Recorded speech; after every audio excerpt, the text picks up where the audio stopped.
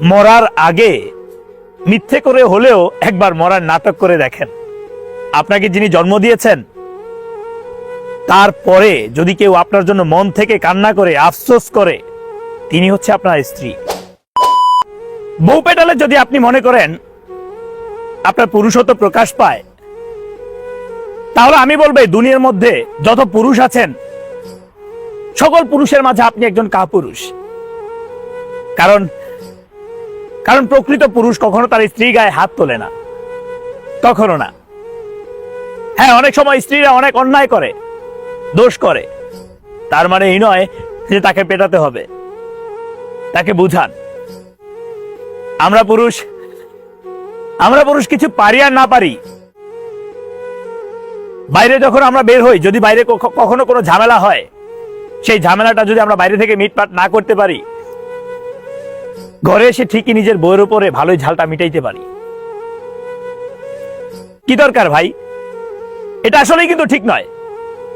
আমি সকল পুরুষের কথা বলছি না, আছে কিন্তু এমন অনেক পুরুষ, যেটা আমি আমার নিজের চোখেই দেখেছি। আপনি যদি কোনো ঝামেলায় পড়েন, আপনার যিনি সহধর্মিনী, মনে রাখবেন বিয়ের পর এমন কোনো কথা থাকে না যে তার কাছে শেয়ার করা যায় না। আপনি যেই পরিস্থিতিতেই থাকেন না কেন, যে কোনো সমস্যার মধ্যেই থাকেন না কেন, তার কাছে শেয়ার করেন।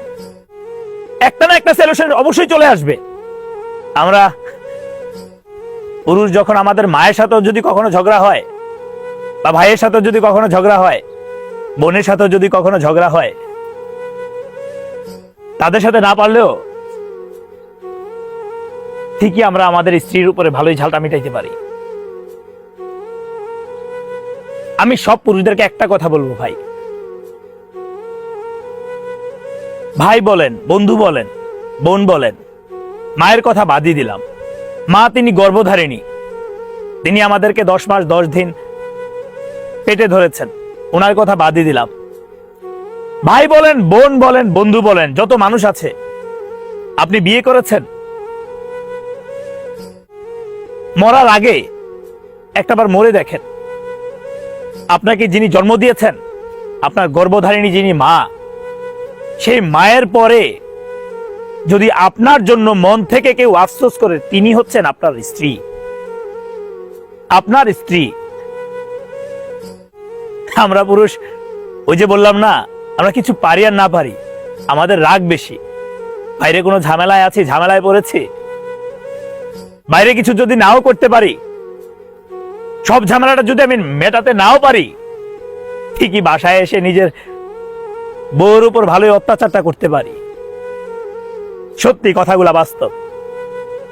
ওই যে বললাম না, আপনি যদি সেটার প্রমাণ চান, মরার আগে মিথ্যে করে হলেও একবার মরার নাটক করে দেখেন। আপনাকে যিনি জন্ম দিয়েছেন, তারপরে যদি কেউ আপনার জন্য মন থেকে কান্না করে আফসোস করে, তিনি হচ্ছে আপনার স্ত্রী। আল্লাহ হাফেজ। আসসালামু আলাইকুম। ভালো থাকবেন সবাই।